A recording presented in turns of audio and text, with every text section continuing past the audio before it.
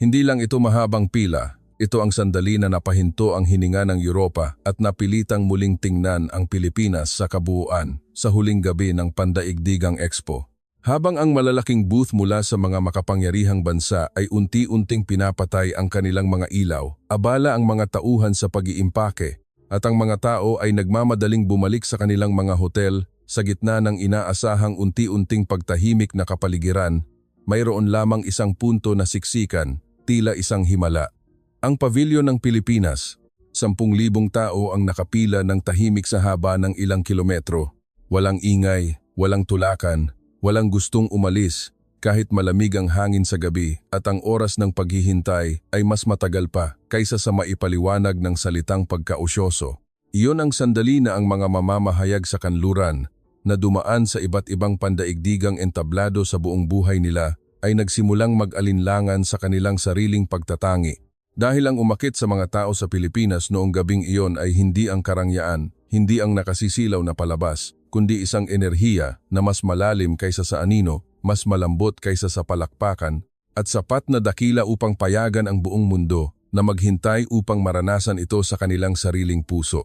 Ako si David Harrington, isang mamamahayag na Ingles na halos buong buhay ay naglakbay sa iba't ibang malalaking entablado ng mundo, kasama ang aking notebook, ballpen, kamera, at ang pinakamapanganib na paniniwala ng isang nasa ganitong larangan ang paniniwala na naiintindihan ko ang mga tao, ang mga bansa, ang mga fenomena, sa pamamagitan lamang ng pagmamasid mula sa isang distansya.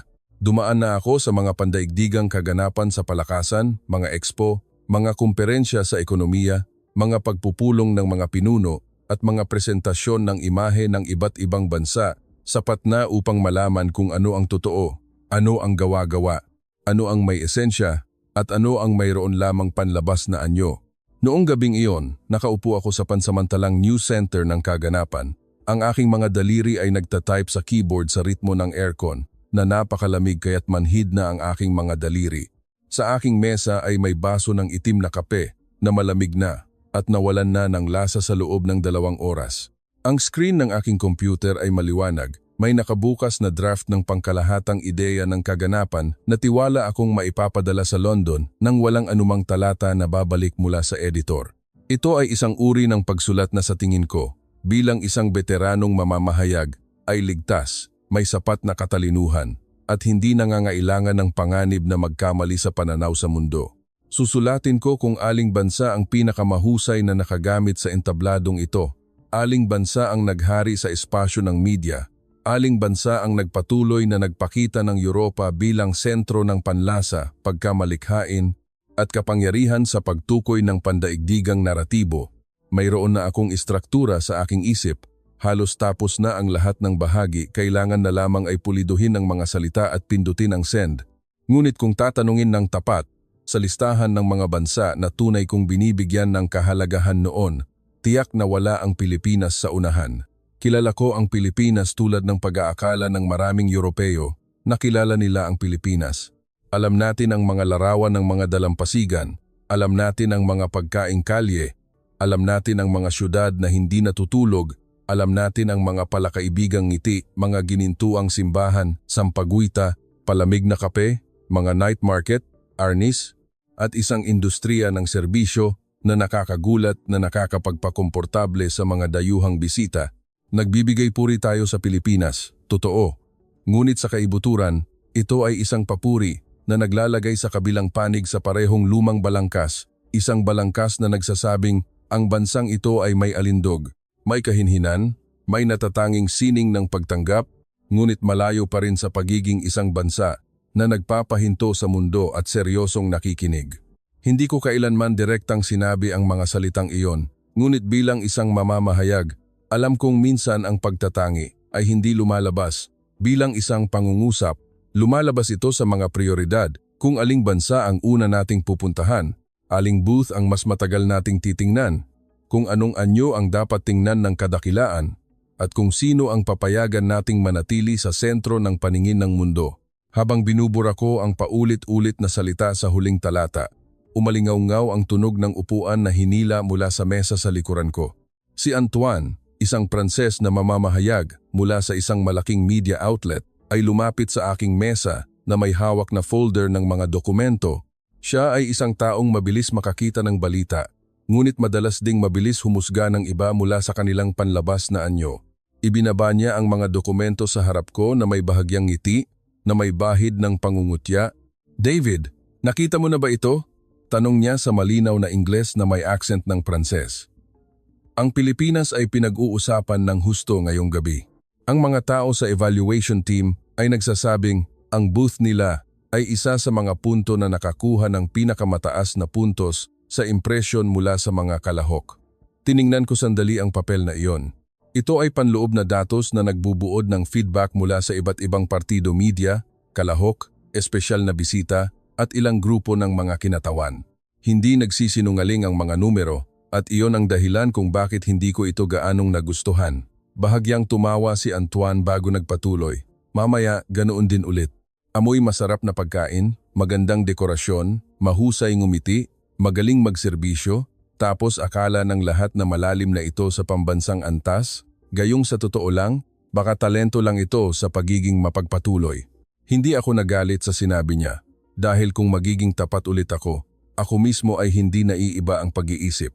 Nakita ko ang Pilipinas bilang isang bansa na matalino sa pagpaparamdam ng kasiyahan sa mga tao, ngunit hindi pa ako lubos na naniniwala na ang bansang ito ay magkakaroon ng sapat na kapangyarihan upang mapabagal ang mga tao mula sa mundong may tiwala sa sarili tulad ng Europa at tanungin ang kanilang sariling paraan ng pagtingin sa mundo. Muli kong kinuha ang dokumento at binasa. Ang mga numero ay nanatiling matatag, ngunit ang aking puso ay nagsimulang gumalaw. Ang ulat ay hindi pangunahing tumutukoy sa libangan, hindi ito nagsasabing ang Filipino booth ang pinakamalakas, hindi ito nagsasabing ito ang may pinakamalaking palabas, hindi ito nagsasabing ito ang pinakamalaki ang ginastos.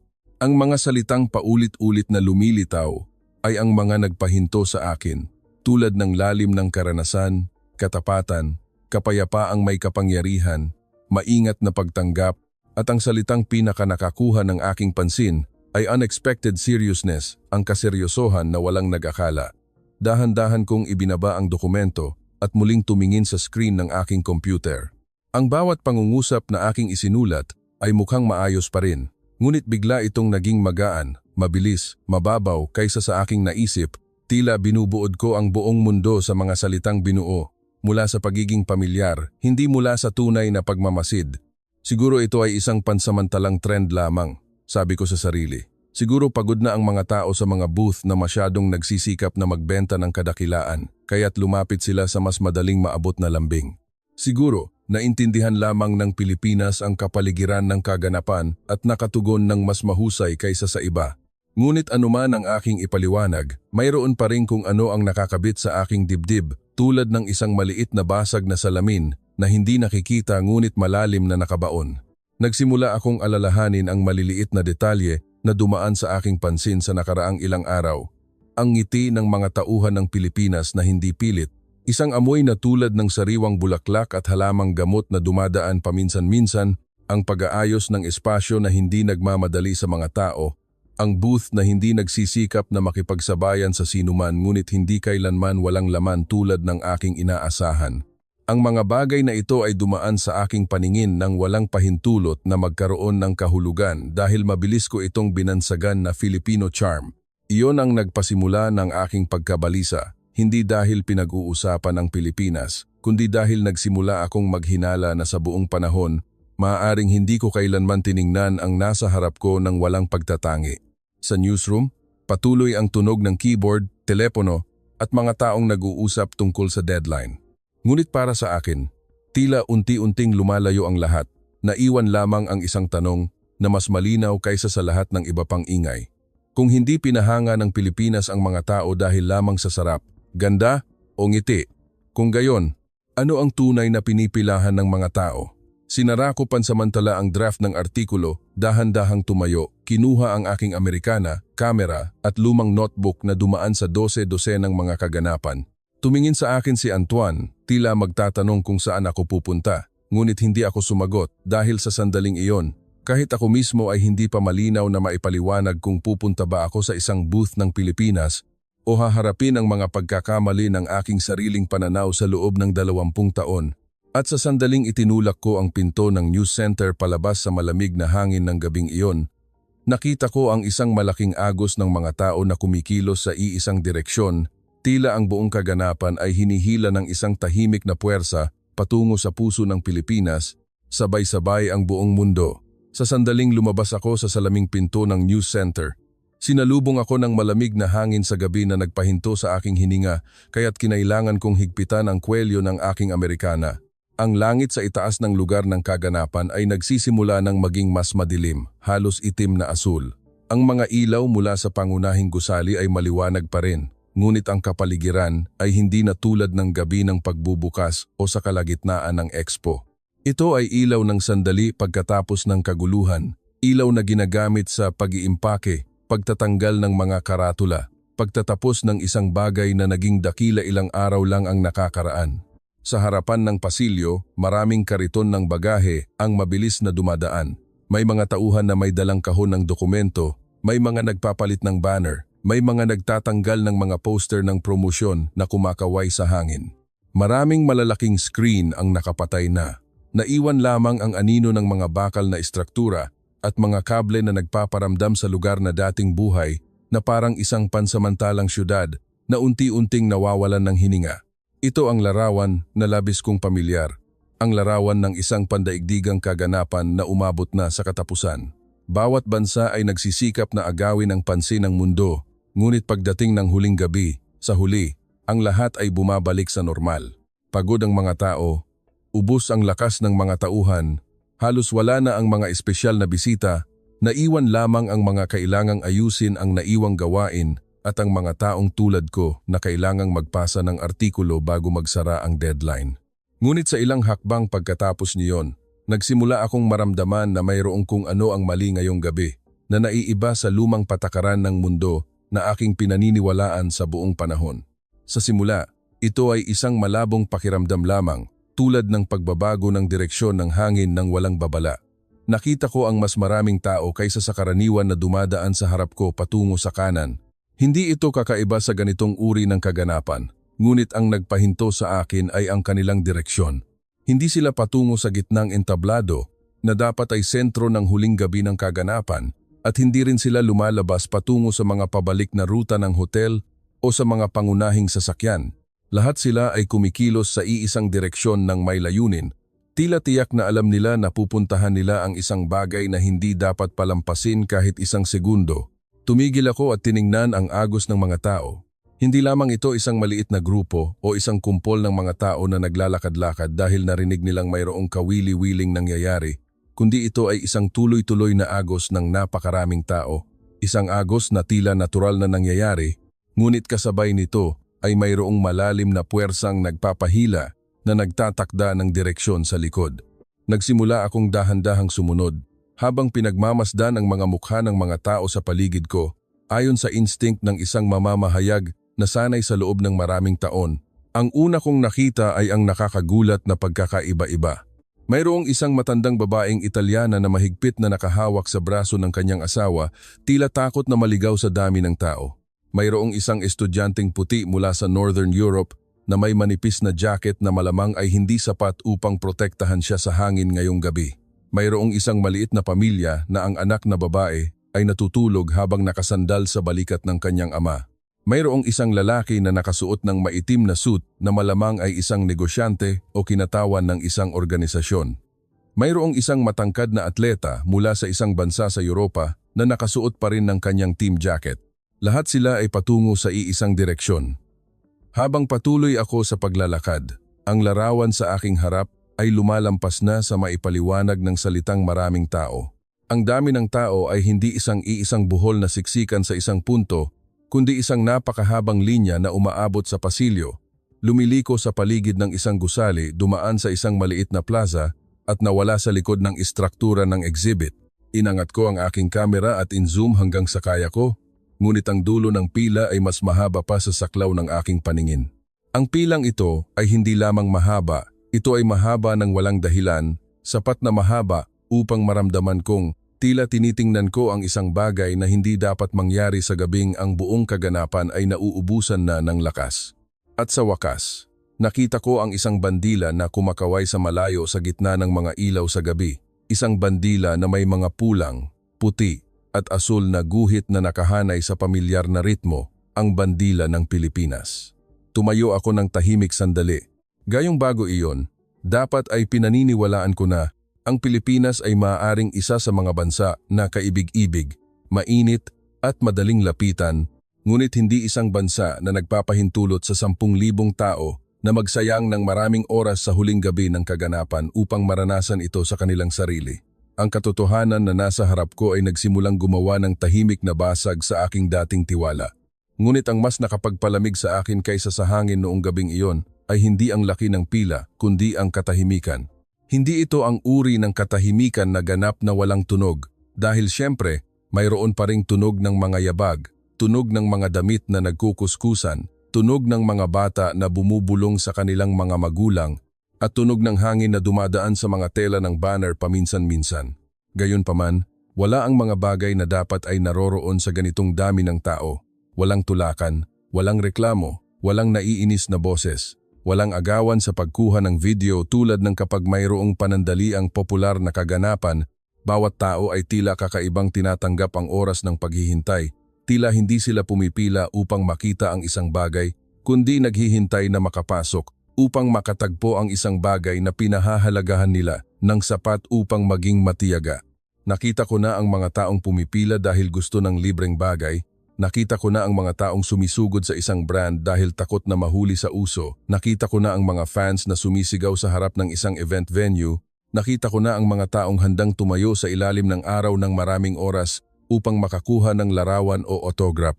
Ngunit ang nasa harap ko ngayong gabi ay hindi kahawig ng anuman sa mga alaalang iyon. Wala itong pagkabaliw, walang pagmamalaki, walang puwersa ng panandali ang uso. Mayroon lamang itong isang kakaibang malalim at matatag na tahimik na puwersang humihila.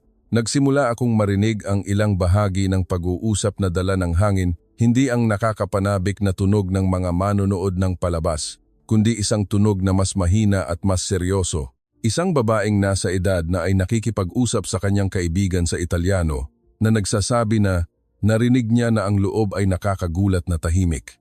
Dalawang lalaking Aleman ang nag-uusap tungkol sa isang bagay tungkol sa kakaibang paraan ng pagtanggap. Isang pamilya ang nag-uusap na gusto ng kanilang anak na babae na bumalik ulit sa loob, gayong buong araw na silang naglakad. Hindi ako binigyan ng sagot ng mga tunog na ito, ngunit lalo lamang nitong pinabigat ang tanong sa aking isip. Ano ang tunay na ibinibigay ng Pilipinas sa mga taong ito?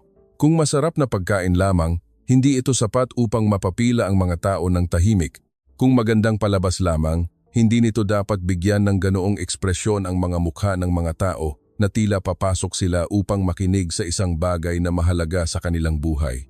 Kung turista charm lamang, dapat ay magaan, masaya, at mabilis itong dumaan, hindi ganito katatag na parang isang tahimik na ritual. Naramdaman ko na dahan-dahan akong bumabagal sa paglalakad dahil ayaw ko nang magmadali sa pagbuo ng conclusion. Muli kong sinundan ang mga mukha ng mga tao sa aking harap at ang nakita ko sa kanilang mga mata ay hindi ang pag-asa na makakuha ng libangan, kundi ang pagiging handa na tumanggap ng isang bagay sa kanilang puso ng seryoso. Iyon ay isang titig na nakita ko lamang sa iilang lugar.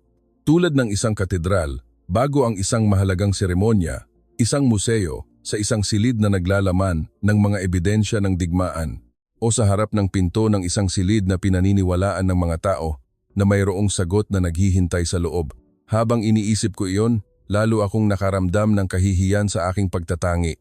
Dati, labis akong tiwala na naiiba ko ang totoo sa gawa-gawa. Ngunit noong gabing iyon, nagsimula akong mag-alinlangan na sa buong panahon. Maaring hindi ko kailanman tiningnan ang Pilipinas nang walang pagtatangi kahit isang beses. Nakita ko ang ngiti.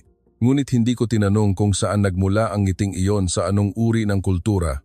Nakita ko ang lambing, ngunit hindi ko naisip na ang lambing ay maaaring isang anyo ng kapangyarihan. Nakita ko ang pagtanggap, ngunit hindi ko kailanman naisip na ang pagtanggap ng may dignidad ay maaaring magpakita ng pinakamalalim na halaga ng isang lipunan. Patuloy na gumagalaw ang pila ng unti-unti, ng may kaayusan, walang nagmamadali, walang sumusuko. Muli akong lumingon sa iba pang bahagi ng kaganapan.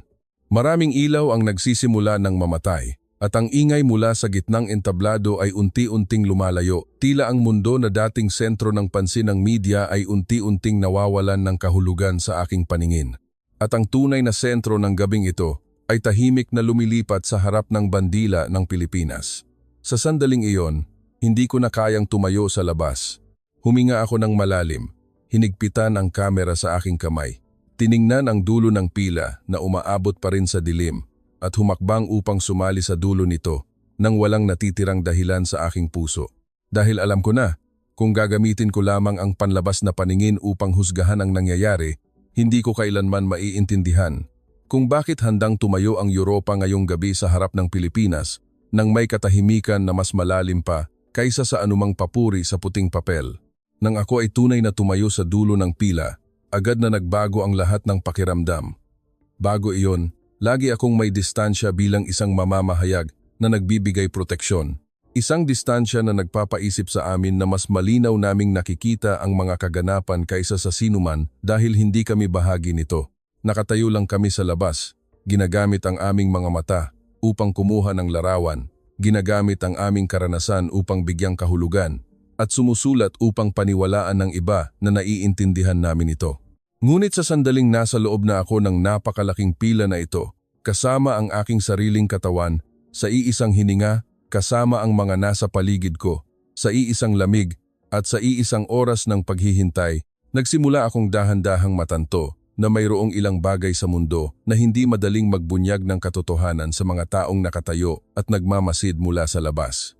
Malamig ang sahig sa ilalim ng aking mga paa, kaya't dahan-dahang umakyat ang lamig sa aking bukong-bukong. Paminsan-minsan ay humahangin sa gabi, kaya't bahagyang kumakaway ang laylayan ng damit ng mga tao, ngunit walang nagpakita ng balak na lumabas sa pila kahit na dahan-dahan ang paggalaw ng oras na tila huminto. Lahat ay nakatayo doon ng matiyaga, halos sagrado ang dating. Tumingin ako sa matandang lalaking Italyano na nakatayo hindi kalayuan.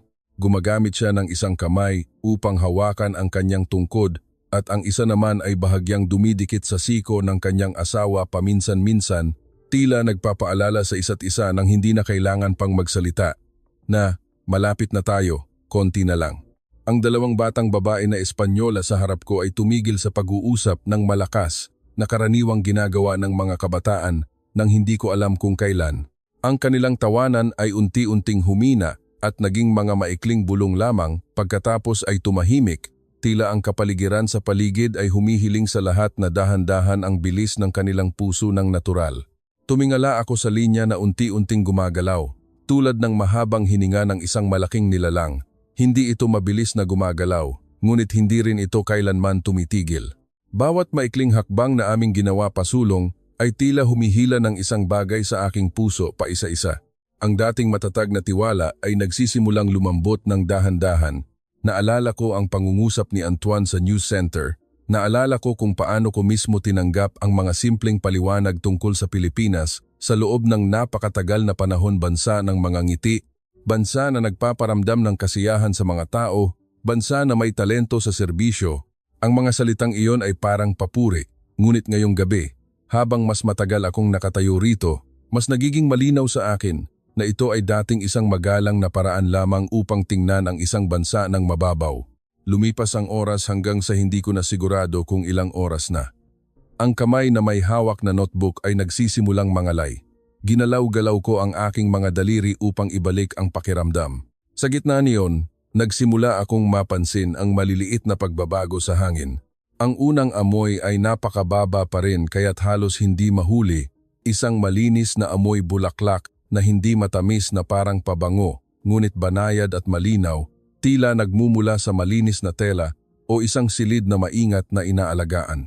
Pagkatapos ng ilang minuto, ang amoy ay nagsimulang magkaroon ng mas maraming patong. May sariwang lunti ng ilang uri ng halaman na tahimik na pumapasok. Maaaring tanglad, maaaring pandan, o maaaring isang bagay na hindi ko, bilang isang hindi taga-timog silangang Asya, maihihiwalay. Ngunit ang tiyak ay hindi ito amoy na sadyang ginawa upang tuksuhin ang kagustuhan tulad ng isang restaurant. Ito ay isang amoy na nagpapaginhawa, isang amoy na nagpapahinga sa mga tao nang hindi nila namamalayan. Habang papalapit sa pasukan, ang ilaw na nakikita ko sa harapan ay malinaw na naiiba sa ilaw ng iba pang internasyonal na booth na aking nadaanan sa loob ng ilang araw. Hindi ito ang matalim na puting ilaw ng teknolohiya, hindi ito ang makulay na ilaw na nagsisikap na pumukaw ng damdamin, at hindi ito ang maliwanag na ilaw na humihiling sa sino mang huminto upang kumuha ng larawan, kundi ito ay isang mainit at banayad na ilaw, tulad ng ilaw sa gabi sa isang bahay na may naghihintay sa atin. Pinapalambot nito ang gilid ng kahoy na istruktura, binibigyan ng buhay ang maliliwanag na tela, at nakakagulat na pinapatagil ang mga mukha ng mga taong unti-unting lumalapit sa pinto. Nagsimula rin akong marinig ang tunog, hindi malakas na musika, hindi mga anunsyo na nag-aanyaya, hindi boses ng host na nagsisikap na itaas ang kaguluhan. Ang paminsan-minsang naririnig ay mga mahihinang usapan lamang. Tunog ng sapatos na tumatama sa sahig na kahoy, napakahinang tunog ng mga tasa at kutsara na nagbabanggaan, at isang kakaibang mahinahon na pagbati. Ang mga tunog na ito ay nagsama-sama upang lumikha ng isang kapaligiran na hindi nagmamadali sa mga tao, ngunit sa halip ay tahimik silang hinihila papasok. Tila ang Pilipinas ay hindi nagsisikap na agawin ang pansin ng mundo, kundi nakatayo lamang doon nang may sariling katatagan at hinahayaan ang mga tunay na handa na pumasok ng mag-isa. Hindi ko alam kung bakit nagpainit sa aking dibdib ang kaisipang iyon, gayong napakalamig ng hangin. Marahil ay dahil sa isang mundo kung saan ang bawat bansa ay nagsisikap na sumigaw ng pinakamalakas. Ang pagpili ng isang tao na hindi sumigaw ay nangangailangan ng mas maraming enerhiya kaysa sa ating naisip. Sa huli, dahan-dahang dinala ako ng pila sa pasukan. Nakita ko ang isang lalaking tauhan na nakatayo sa loob ng ilang hakbang. Nakasuot siya ng isang malinis at eleganteng uniforme nang hindi nagmamayabang.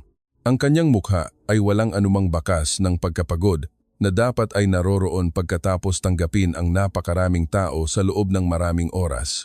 Mayroon lamang siyang nakakagulat na matatag at banayad na tingin. Nang lumapit ang matandang mag-asawa sa harap ko, hindi siya nagmadali upang kumuha ng mga dokumento, hindi siya ngumiti ng pilit na ayon sa pamantayan ng serbisyo, at hindi siya nagsalita ng mga binansag na pangungusap ng pagtanggap na nawalan na ng kaluluwa.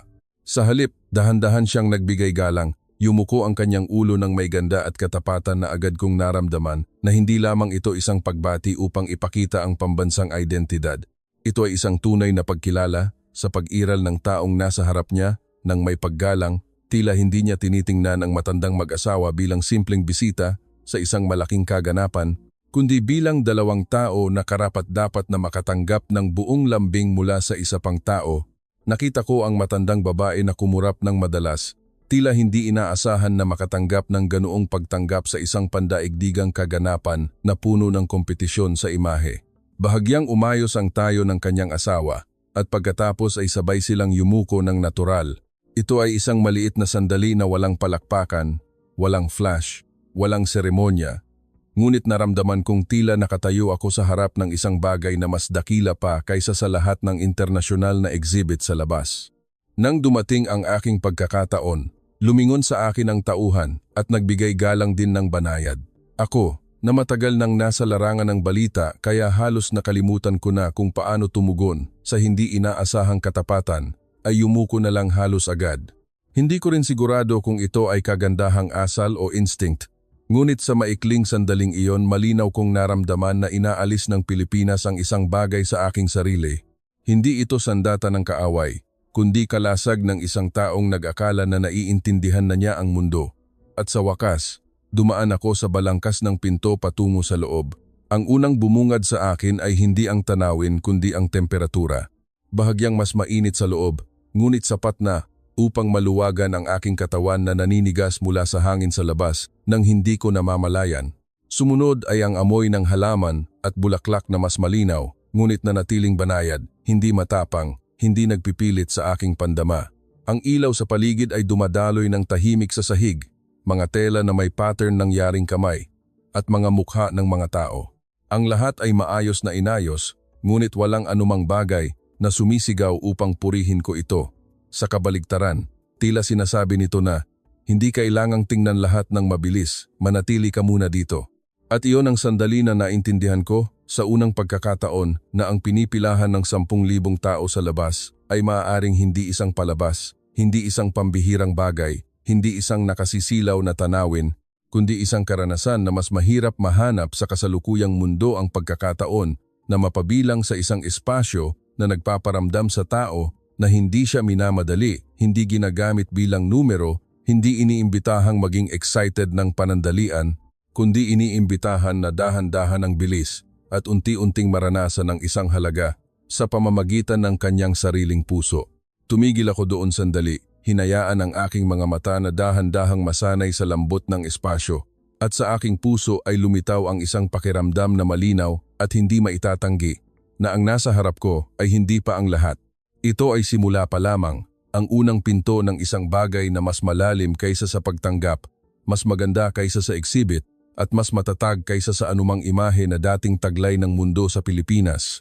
At habang mas humihinga ako sa banayad na amoy ng sampagita at halamang gamot ng Pilipinas, mas nalaman ko na ang gabing ito ay hindi na matatapos sa isang ordinaryong buod ng artikulo. Dahan-dahan akong lumakad, tulad ng isang taong natatakot na kung gagalaw ng masyadong mabilis, ang larawan sa harap niya ay maglalaho tulad ng ilusyon. Ngunit habang mas lumalalim ako sa espasyo ng Pilipinas, mas nalaman ko na hindi ito binuo upang dayain ang sinuman. Sa kabaligtaran, ito ay inayos ng matapat kaya't ang isang taong sanay sa pagpapakita upang manalo, tulad ko, ay nagsimulang mawalan ng kibo. Ang katahimikan na kakapasan ko lamang sa pasukan ay hindi lamang isang kapaligiran, ito ay tulad ng lupa na sumusuporta sa lahat. At ang nakatayo sa lupang iyon ay tunay na mga tao na tinitingnan ang kapwa-tao ng may paggalang hindi bilang manonood o layunin ng relasyon sa publiko. Hindi kalayuan mula sa pasukan, may isang mag-asawang Europoong turista na nakaupo sa simpleng upuan na kahoy na inayos sa gilid. Ang lalaki ay mukhang mas matanda sa akin ng maraming taon.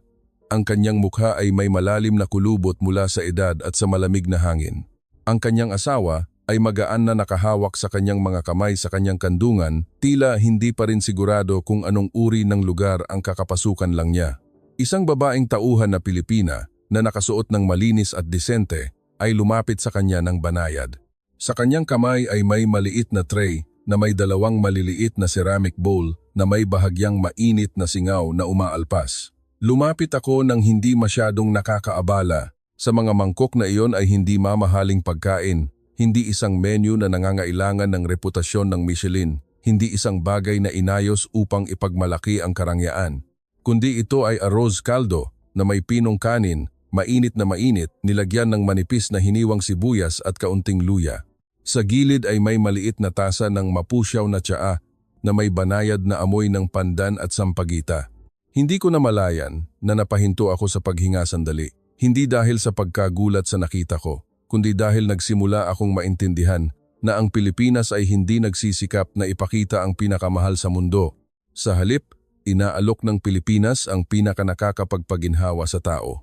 Ang babaeng tauhan ay nagbigay galang ng bahagya bago magsalita sa malambot na Ingles. Hindi siya nagmadali na magpaliwanag, hindi niya ipinagmalaki ang menu, at hindi siya gumamit ng labis na salita. Sinabi niya lamang na sa tahanan ng mga Pilipino, ang mainit na pagkain na tulad nito ay madalas na inihahain sa mga taong pagod, sa mga naglakbay ng malayo, sa mga may sakit, o kahit sa mga mahal natin ngunit hindi natin alam kung anong pangungusap ang gagamitin upang aliwin sila. Ang pagbibigay ng mainit na bagay bago ang mahabang salita ay isang paraan ng mga Pilipino upang sabihin na, magpahinga ka muna, mamaya na tayo mag-usap. Ang pangungusap na iyon ay napakasimple kaya't halos hindi ko na isulat sa aking notebook dahil natatakot ako na sa sandaling dumampi ang tinta sa papel. Ang makapangyarihang pagiging simple na ito ay bababa ang halaga at magiging isang kaibig-ibig na detalye na gustong gamitin ng mga mamamahayag na tulad namin. Ngunit ang ekspresyon ng mag-asawa sa harap ko ay nagpaunawa sa akin na hindi ito maliit na bagay para sa kanila. Dahan-dahang kinuha ng matandang lalaki ang kutsara, bahagyang kumuha ng arroz caldo sa kanyang bibig. Hindi siya nagpakita ng pagkagulat na tila sumusubok ng bago. Ang nangyari sa kanyang mukha ay tulad ng isang taong hinawakan ng isang bagay sa pinakamalalim na bahagi ng kanyang sarili na hindi niya pinaghandaan. Bahagyang nanginig ang kanyang mga mata bago yumuko ang ulo, tila nagsisikap na mapanatili ang kapayapaan sa publiko. Ang kanyang asawa ay tumingin sandali, at pagkatapos ay dahan-dahang ininom ang tsaa. Pagkatapos niyon, inabot niya ang kanyang kamay upang bahagyang hawakan ang likod ng kamay ng kanyang asawa, isang kilos na ginagawa ng mga nagmamahalan kapag hindi na kailangan pang magsalita. Pinagmamasdan ko ang eksena na iyon na may kakaibang pakiramdam na mahirap ipaliwanag. Hindi lamang ito pagpapahalaga, kundi tila isang uri ng kahihiyan, ang kahihiyan ng isang taong dating nag-akala na susuko ang mundo sa isang bansa kung mayroon lamang itong advanced na teknolohiya, malaking entablado, matatalim na salita, malaking kapital, o isang palabas na makakapagpawaw sa lahat ng sabay-sabay. Ngunit ngayon, nakikita ko ang dalawang matatanda na halos hindi mapigilan ang luha dahil lamang may nag-alok sa kanila ng mainit na bagay sa paraang lubos na nagbigay dangal sa kanilang dignidad. Hindi kalayuan mula sa anggulo na iyon, may isang grupo ng mga dayuhang atleta na nakatayo sa paligid ng isang mahabang mesa na kahoy. Bawat isa sa kanila ay matangkad, malapad ang balikat, at may kilos ng mga taong matinding gumamit ng kanilang katawan sa buong araw. Walang mamahaling bagay sa mesa. Mayroon lamang maliliit na baso na may banayad na malamig na inuming halaman. Ang ilang baso ay may tanglad, ang ilan ay may antyan kalamansi, ang ilan ay may pandan. Ang sariwang amoy ay banayad na umaalpas.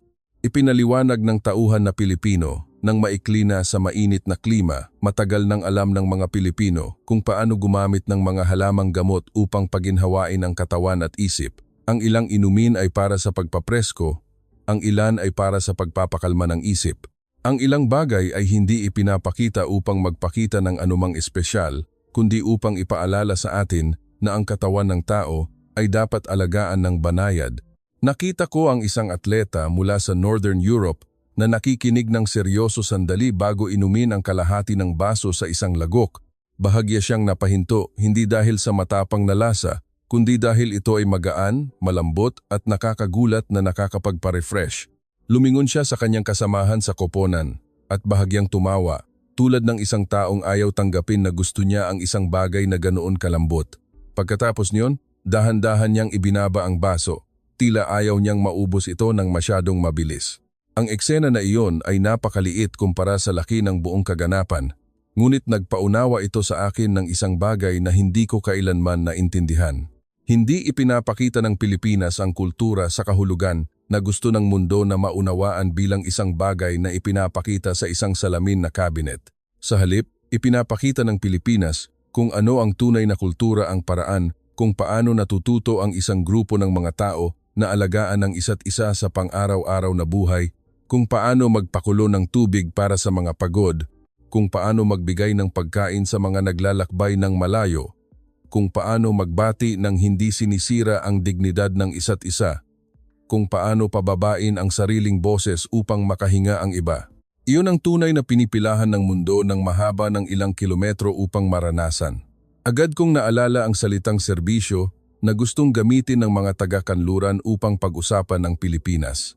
Ang salitang iyon ay hindi mali, ngunit napakakitid nito. Napakakitid nito kaya't halos bastos, dahil ang nangyayari dito ay hindi serbisyo ayon sa kahulugan ng industriya, hindi ito pagpapasiyahan ang customer kapalit ng reputasyon o kita, kundi ito ay pagtrato sa taong nasa harap mo nang may lambing na pinagsanayan mula sa totoong buhay sa loob ng maraming henerasyon. Ang lambing na iyon ay hindi nagmula sa marketing, kundi sa kusina, sa tahanan, sa simbahan, sa komunidad, sa mesa ng agahan, sa mga matatanda na nagtuturo sa mga bata na magsalita ng mahina kapag nag-aabot ng bagay sa iba, sa mga ina na alam na kapag pagod ang kanilang mga anak, minsan ang isang mangkok ng mainit na lugaw ay mas mahalaga kaysa sa 100 salita ng pag-aliw. Dahan-dahan akong naglakad, dumaan sa mga tela at kahoy na hindi nakabitin upang ipagmalaki ang presyo, kundi nakabitin upang makita ng mga tao ang kamay ng naghabi. Dumaan sa iba't ibang uri ng bigas na magkatabi, kasama ang kuwento ng lupa at ng magsasaka. Dumaan sa mga larawan ng night market at kusina ng tahanan na hindi ipinakita bilang kakaibang bagay para sa mga turista, kundi bilang patunay na ang delicacy ng mga Pilipino ay nakabaon sa kanilang pamamaraan ng pamumuhay, hindi lamang sa paraan ng pagdekorasyon ng eksena. Habang mas tinitingnan ko, Mas naramdaman kong tila hindi ako naglalakad sa isang eksibisyon, kundi naglalakad sa isang tahimik na paliwanag kung bakit napapanatili ng mga Pilipino ang lambing kahit gaano kabilis, matigas, at mapagkumpetensya ang mundo sa labas. At isang kaisipan ang biglang pumasok sa aking isip nang napakalinaw kaya't kinailangan kong huminto sa paglalakad. Siguro ang enerhiya na nagpapapila sa mga tao mula sa buong mundo sa harap ng Pilipinas ngayong gabi ay hindi pagkausyoso. Siguro ang hinahanap nila ay isang maikling pagkakataon na mapabilang sa isang lugar na naniniwala pa rin na ang lambing ay hindi kahinaan at ang paggalang sa tao ay hindi lipas na. Bilang isang mamamahayag, dating akala ko ay hinahabol ko ang malalaking balita ng mundo sa lahat ng oras. Ngunit nakatayo doon, nagsimula akong maghinala na ang pinakamalaking balita ay maaaring hindi digmaan, hindi kapangyarihan, hindi ang agawan sa pamumuno ng mga makapangyarihang bansa, kundi isang tanong na mas simple at mas mabigat. Sa isang mundo na mas napapagod at nagiging mas matigas araw-araw, mayroon pa bang natitirang lipunan na marunong magparamdam sa tao na siya ay tao? At noong gabing iyon, ang unang sagot na natanggap ko ay ang Pilipinas. Mahigpit kong hinawakan ang notebook nang hindi ko namalayan dahil nagsimula na akong malaman na kung susubukan ko pa ring isulat ang bansang ito gamit ang lumang balangkas na inihanda mula sa news center, hindi lamang ako magkakamali sa pagsulat, kundi magiging isang seryosong paglapastangan sa nangyayari sa harap ko, higit pa sa dapat gawin ng isang mamamahayag. At habang tiningnan ko ng mas malalim, nakita ko ang mga tao na patuloy na pumapasok sa loob na may mas seryosong ekspresyon kaysa dati. Mas nalaman ko na ang gumagalaw sa aking puso ngayon ay simula pa lamang.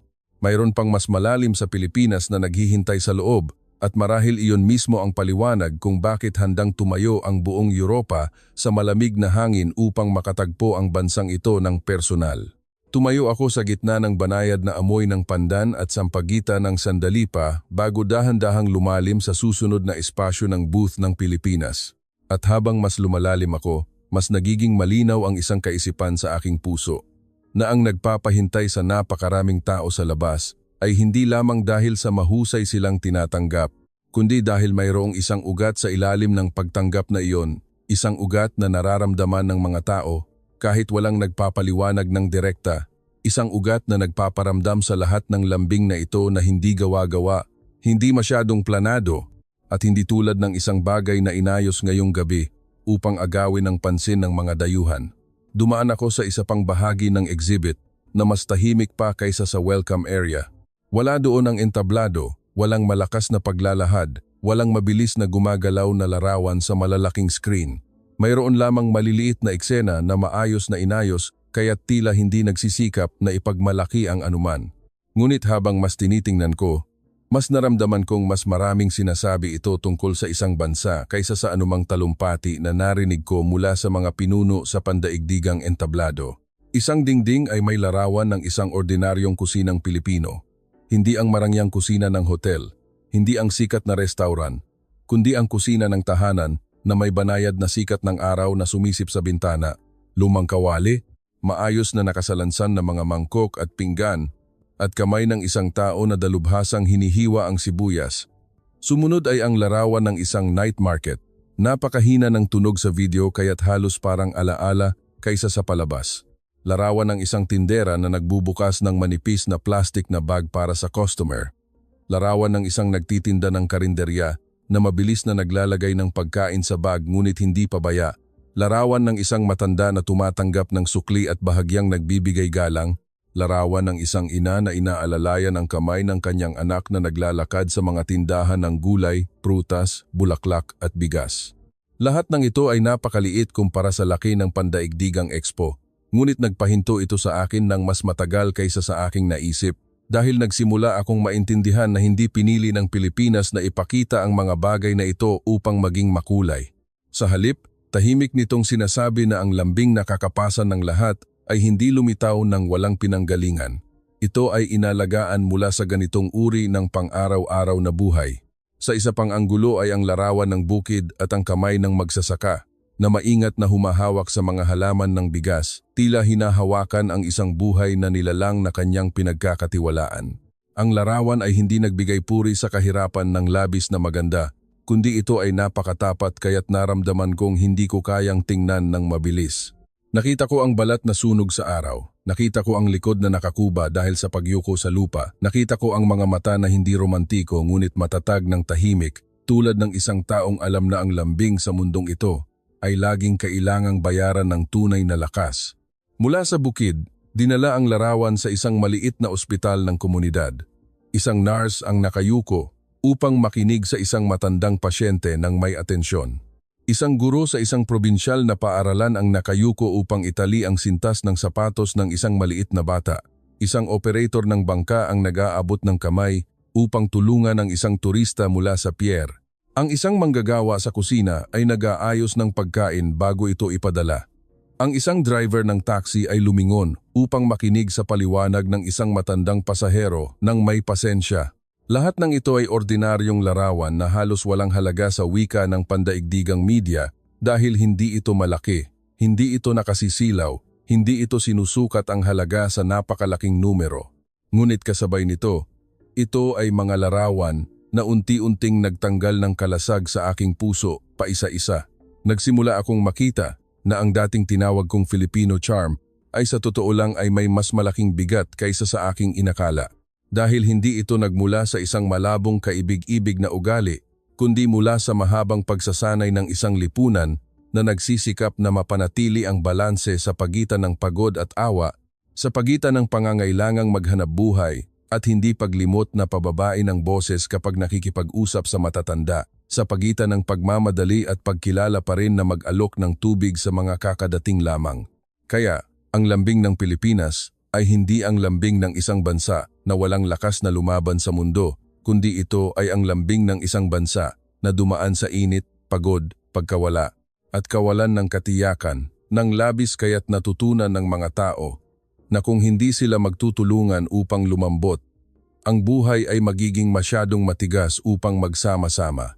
Bilang isang mamamahayag mula sa Europa, minsan ay palihim kong naisip na ang isang lipunan na madaling ngumiti, magsalita ng malambing, at nagbibigay halaga sa kapaligiran ng paggalang ay maaaring hindi sapat na seryoso para sa modernong mundo. Ngunit nakatayo sa harap ng mga larawang ito, naramdaman kong tila tinuturuan ako ng isang masakit na aralin, isang aralin na nagsasabing ang lambing ay hindi laging kabaligtaran ng lakas. Minsan, ito ay maaaring bunga ng isang anyo ng lakas, ang lakas ng mga taong matiyaga upang hindi ilabas ang kanilang pagod sa isa't isa, ng mga taong kailangang magtrabaho ng husto, ngunit natututo pa ring ngumiti sa mga customer, ng mga taong dumaan sa kawalan ng katiyakan sa ekonomiya, politika, at personal na buhay, ngunit pinipili pa ring magbigay galang sa isa't isa, pinipili pa ring maging maingat sa mga salita, at pinipili pa ring gumawa ng mainit na pagkain para sa mga nasa bahay bago lumabas upang harapin ang bagong araw. Nagpatuloy ako sa paglalakad at nakakita ng isang maliit na lugar na nagpapakita ng mga yaring kamay ng Pilipinas, maging ito ay tela, kahoy, mga nilala, pilak, palayok, o ordinaryong gamit na ginawa ng totoong kamay ng tao. Walang nagpapaliwanag kung gaano ito kamahal o kung gaano karaming bansa ang pinagpadalhan nito. Mayroon lamang mga kwento ng maliliit na komunidad, ng mga kamay na sanay dahil sa paulit-ulit na paggawa sa buong buhay, ng mga matatanda na nagpasa ng kanilang disenyo sa mga susunod na henerasyon, ng mga bata na nagsisimula sa pamamagitan ng tahimik na panonood sa tabi ng kanilang ina o lola. Ang mga larawang ito ay lalong nagpatibay sa aking dating kaisipan na ipinapakilala ng Pilipinas ang kanyang sarili sa mundo sa pamamagitan ng paraan ng pamumuhay, hindi sa pamamagitan ng mga advertisement. At iyon ang nagpasimula ng aking sakit sa aking sariling lumang kaisipan ng mas matindi dahil alam kong sa loob ng maraming taon, ako at ang marami sa aking mga kasamahan sa propesyon ay tiningnan ang Pilipinas sa mata ng mga taong pumipili lamang na makita ang mga bagay na nakakapagpakomportable sa kanila. Nakita namin ang lambing ngunit hindi tinanong ang halaga nito. Nakita namin ang ngiti ngunit hindi naisip ang paggawa sa likod ng ngiting iyon. Nakita namin ang pagiging palakaibigan ngunit hindi naintindihan kung gaano kalaking disiplina sa puso ang kailangan upang mapanatili ang pagiging palakaibigan na hindi nasisira sa mundong tulad nito. Nagsimula akong maramdaman na ang ganitong uri ng pagtatangi ay hindi lamang simpleng pagkakamali sa pag-unawa, kundi isang uri ng pagkabigo sa moralidad dahil nagpapahintulot ito sa atin na gamitin ang ating sariling pananaw na mas mataas upang husgahan ang isang bansa ng hindi patas. Pinupuri natin ang Pilipinas basta't pinaparamdam sa atin ng Pilipinas na komportable tayo, ngunit hindi natin pinapayagan ang Pilipinas na manatili sa posisyon ng isang bansa na may lalim, may prinsipyo, at may sariling tunay na kapangyarihan. Kontento tayo na manatili ito sa papel ng nagbibigay ng kapanatagan sa mundo, ngunit hindi gaanong handa na tanggapin na sa likod ng kapanatagan na iyon ay isang lipunan na mahabang panahon nang nagtutulungan upang suportahan ang isa't isa at may dignidad. Habang iniisip ko iyon, mas nagiging matatag ang katahimikan sa loob ng Filipino booth. Hindi ang katahimikan ng kawalan, kundi ang katahimikan ng isang bagay na hindi na kailangang sumigaw dahil mayroon na itong katotohanan na sumusuporta. Tumingin ako sa paligid at nakita ang mga tao mula sa iba't ibang bansa na nakatayo at tinitingnan ang mga ordinaryong larawan ng buhay na ito na may iba't ibang tingin din. Ang ilan ay hindi nagsasalita, ang ilan ay kumukuha ng larawan gamit ang kanilang telepono at agad na ibinababa, tila naramdaman na hindi kayang kunin ng ordinaryong kamera ang nangyayari sa kanilang puso. Ganoon din ang aking naramdaman at sa sandaling iyon, naintindihan ko ang isang mahalagang aral ng gabing ito, na ang bansa na dating tinitingnan ng mundo na masyadong malambot ay maaaring may hawak na uri ng kapangyarihan na mas matatag kaysa sa lahat ng katigasan ng modernong mundo. Dahil ang katigasan ay maaaring magpatakot sa mga tao ng panandalian, ngunit ang nagpapahintay sa mga tao sa gitna ng malamig na hangin upang lumapit ng kusang loob ay dapat na ibang uri ng kapangyarihan, isang kapangyarihan na hindi nagpapababa sa tao kundi nag-aangat sa kanya, isang kapangyarihan na hindi nagpaparamdam sa sinuman na maliit, kundi nagpaparamdam sa lahat na gustong maging karapat-dapat sa nasa harap niya. Huminga ako ng malalim ulit at tumingin sa harapan. Sa dulo ng espasyong ito, may isa pang pasilyo na patungo sa loob. Mas madilim ito, mas tahimik at mas seryoso. Hindi ko pa alam kung ano ang nasa loob, ngunit ang instinct ng isang mamamahayag na nagsisimulang buhayin muli ay nagsasabi sa akin na ang lahat ng nakita ko hanggang ngayon ay simula pa lamang ng paliwanag.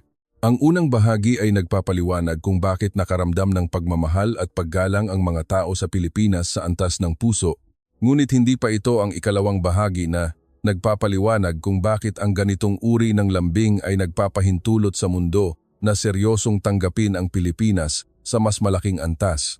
Mahigpit kong hinawakan ang notebook sa aking kamay ulit at humakbang patungo sa loob na pasilyo na may puso na wala ng paghamak.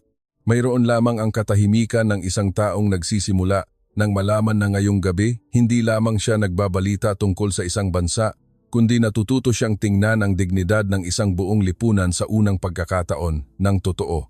Ang pasilyo na patungo sa loob ay bahagyang lumiit. Ang mainit na ilaw mula sa naunang espasyo ay unti-unting bumaba ang lambot ng hindi ganap na nawawala. Nagbago lamang ito ng bigat mula sa init ng tahanan patungo sa katahimikan ng isang silid na ginagamit sa paggawa ng mahahalagang desisyon.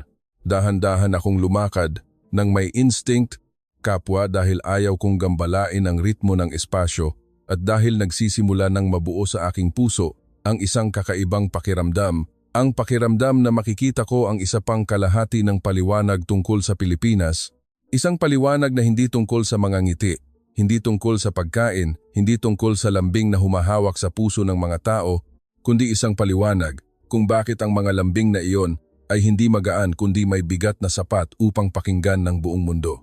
Nang lumampas sa mga kahoy na dingding sa loob, ang espasyo sa harap ay bumukas ng tahimik at mas malawak kaysa sa aking inaasahan. Walang host, walang sikat ng ilaw, walang inayos na eksena upang mapabulalas ang mga tao sa pagkagulat, ngunit ang nasa harap ko ay agad na nagpahinto sa akin dahil sa mas malalim na dahilan. Sa paligid ng maraming mahabang lamesa ng kumperensya, may mga tao mula sa iba't ibang rehiyon na nakaupo o nakatayo at nag-uusap ng seryoso, tulad ng pamilyar sa akin mula sa mga kumperensya sa ekonomiya o matataas na policy-making forums.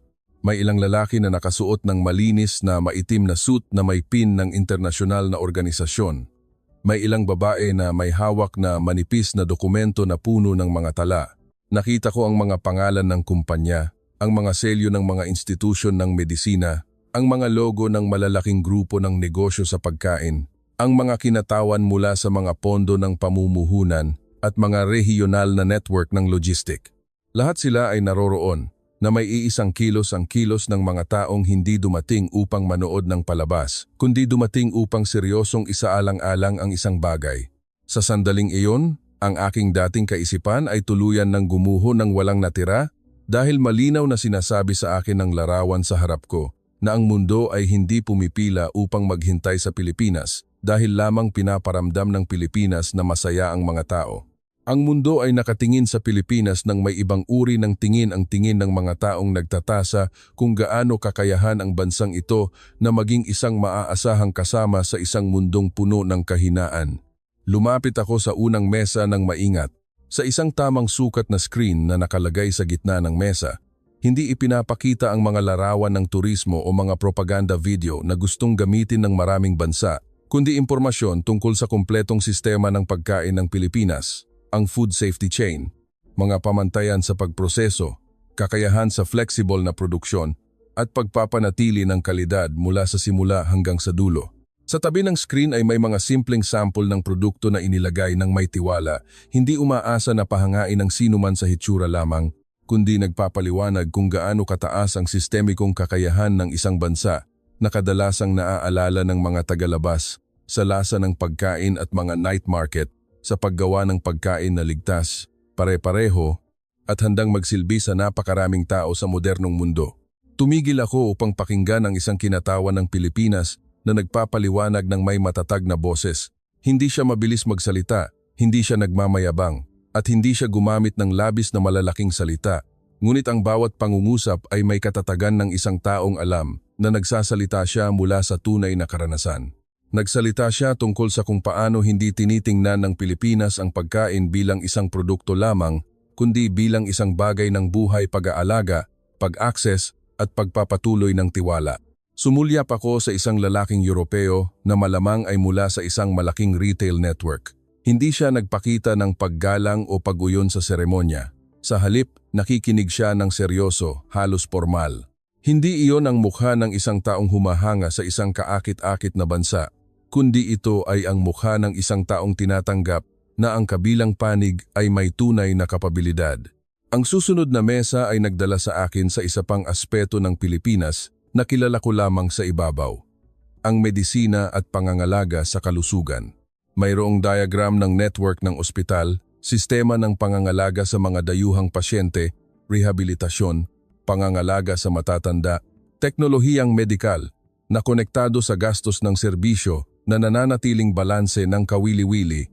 Nakita ko ang mga tao mula sa gitnang silangan, mula sa silangang Europa at mga kinatawan mula sa silangang Asya na nakikipag-usap sa Philippine team na may tingin na hindi lamang ordinaryong pagkaosyoso, kundi isang interes na may pusta. May kalkulasyon, may pagtimbang sa hinaharap.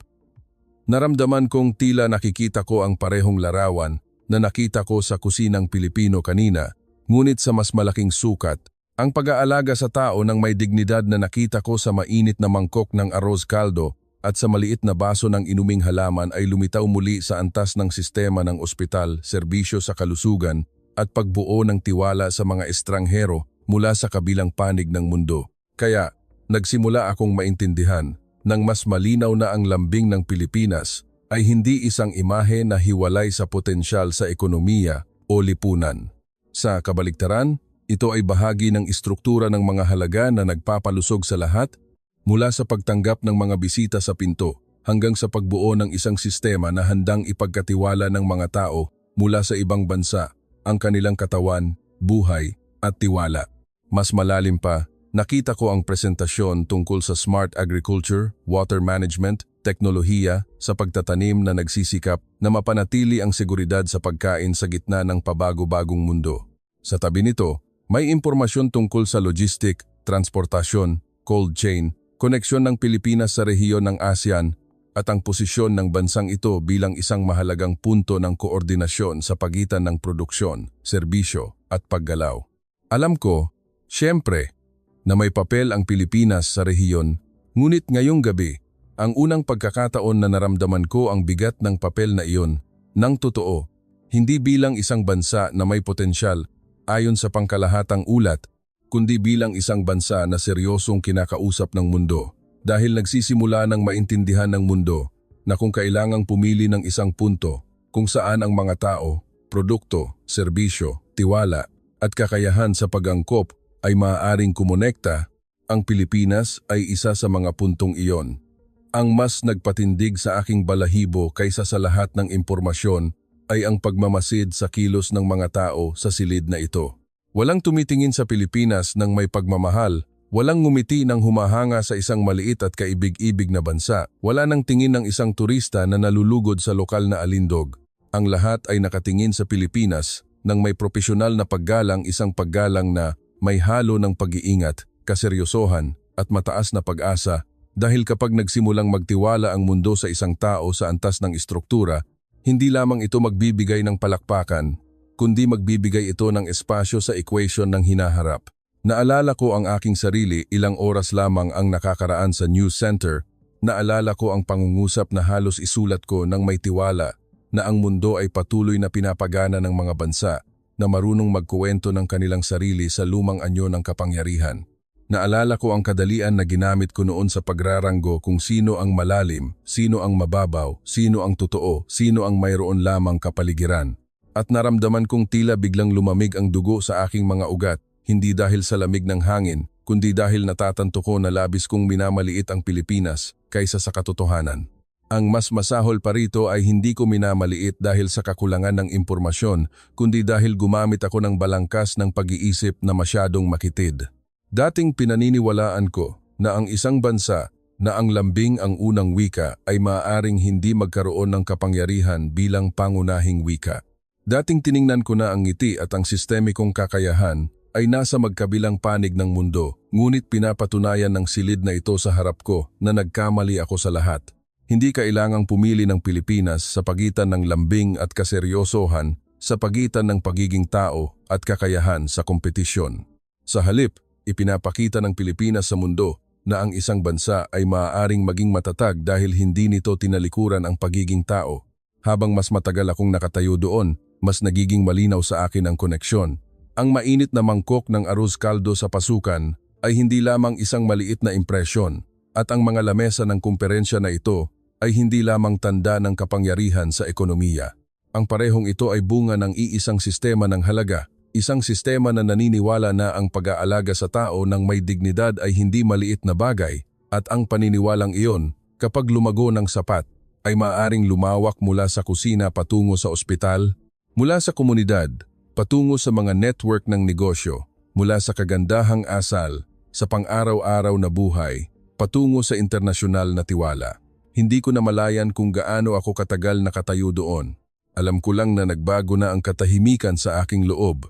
Hindi ito ang katahimikan ng pagkagulat, kundi ang katahimikan ng isang taong dahan-dahang tumatanggap ng bagong katotohanan, at ang bagong katotohanan na iyon ay napakabigat, sapat na mabigat upang ang lahat ng paliwanag na aking inihanda bago nito ay maging basurang papel agad. Ang Pilipinas ngayong gabi ay hindi nanalo dahil pinahanga nito ang mga tao. Sa halip, pinipilit ng Pilipinas ang mundo na ayusin ang antas ng kanyang paningin.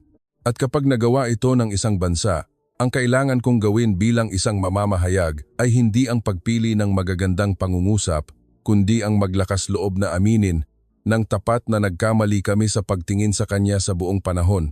Tiningnan ko ang notebook sa aking kamay. Marami pa itong blanko na pahina, ngunit hindi dahil wala akong isusulat. Sa kabaligtaran, napakarami kong isusulat kaya hindi ko alam kung saan magsisimula sa pagitan ng larawan ng maliit na kusina at ng lamesa ng negosasyon na nagbabago ng kinabukasan, sa pagitan ng tahimik na pagbibigay galang sa pasukan at ng seryosong tingin ng mga mamumuhunan at kinatawan ng mga pandaigdigang organisasyon, sa pagitan ng simpleng pagkain at ng network ng pangangalaga sa buhay sa antas ng bansa. Lahat ng ito ay hindi magkahiwalay. At iyon mismo ang pinakamalakas na nagpatindig sa aking balahibo dahil sa huli, naintindihan ko na hindi na humihingi ng pagkilala ang Pilipinas sa mundo.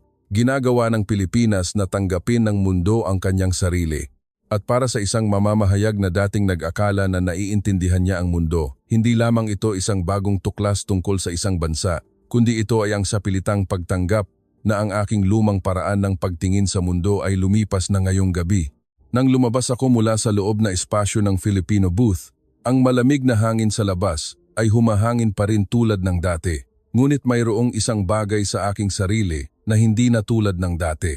Bumalik ako sa aking mesa sa news center, tiningnan ang lumang draft na puno ng maayos, matalino at walang laman na mga pangungusap bago dahan-dahang iginuhit ang cursor sa bawat linya at binura ang lahat.